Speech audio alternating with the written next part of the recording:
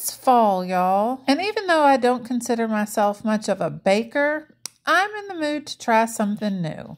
We're going to try making an apple cobbler crumble.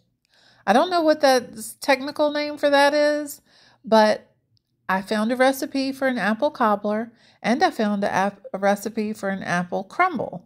And they both sounded really good, and I decided we were going to try to marry them and see how it turned out. Well, I'm here to officially tell you it is phenomenal. And this little video shows you how I made it. The first thing I did was to peel, core, and slice into bite-sized pieces 5 Honeycrisp apples. Once the apples were all prepped, I added the juice of 1 lemon. The lemon juice serves 2 purposes here. 1, it keeps our apples from turning brown.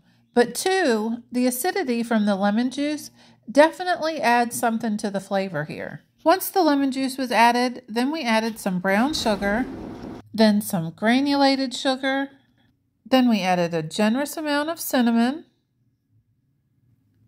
and then some nutmeg. I was very generous with the cinnamon, but not quite as generous with the nutmeg.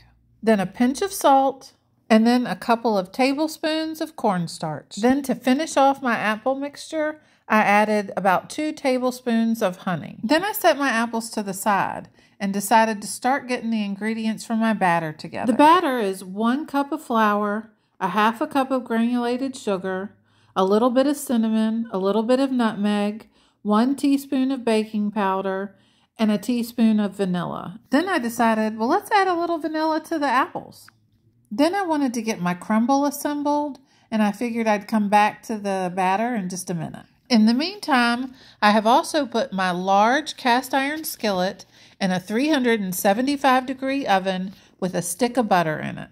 Now I need to get my crumble assembled, and it's flour, brown sugar, granulated sugar, and butter. And we just cut that butter into that flour until it's a pea-sized consistency. Now we're going to finish up our batter by adding enough milk to make it the consistency of pancake batter. Now that we have our batter and our crumble ready, I pull the hot pan out of the oven and I pour the batter directly into the hot pan.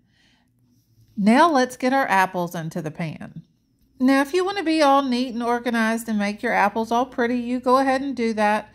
But my main goal here was to get all the apples into the pan. That's it. I just want them all in the pan. And I just want them spread out as evenly as possible. Once they're in an even layer across the pan, I added a little bit of the juice that was in the bottom of the bowl. And then I topped it with the crumble mixture. And I used every bit of it. I could have probably used less, but why? Why would you? I had it, so I used it.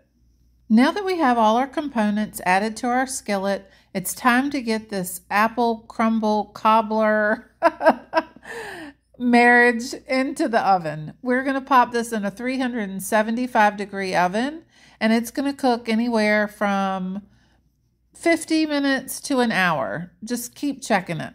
You will know it's done when you see it. It will be golden brown and bubbly. Now, the one thing I did notice was my crumble didn't look very crumbly, but it tasted so good, I didn't care.